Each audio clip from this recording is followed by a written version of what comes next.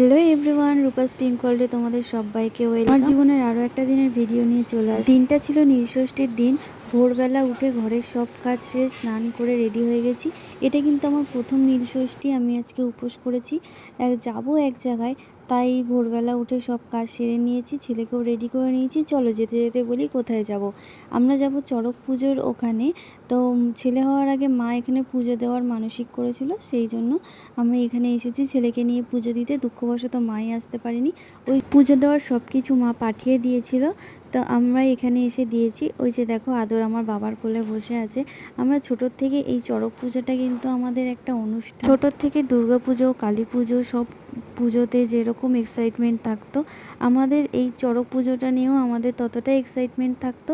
নীলষষ্ঠীর আগের দিন থেকে আর পয়লা বৈশাখ অবধি আমরা সবাই এই জ্ঞান হওয়া থেকেই আমি দেখছি বাবাকে প্রত্যেক বছর চড়ক পুজো করতে। ভাই হওয়ার পর ভাইও অনেক ছোটোর থেকেই চড়ক পুজো করে, এখনও অবধি করে। তো এই চড়ক পুজোটা আমাদের কাছে একটা ফেস্টিভ্যালই বলতে পারো। আমাদের এই চড়ক পুজোর প্রথম দিন থেকে নতুন জামা কাপড় পরা শুরু হয়ে যায়। এই আনন্দ, এখানে আসা, নতুন জামা কাপড়, এই সব কিছুই এখন খুব মিস করি। কারণ বিয়ে হয়ে যাওয়ার পর আর ওইভাবে 4-5 দিন ধরে আসা হয় না।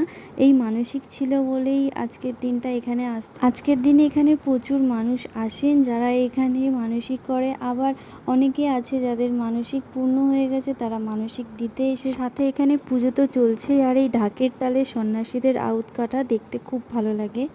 এই যে দেখো, আজকে আমার জ্যাঠুতো দাদার মেয়ের আজকে মুখে প্রসাদ হচ্ছে।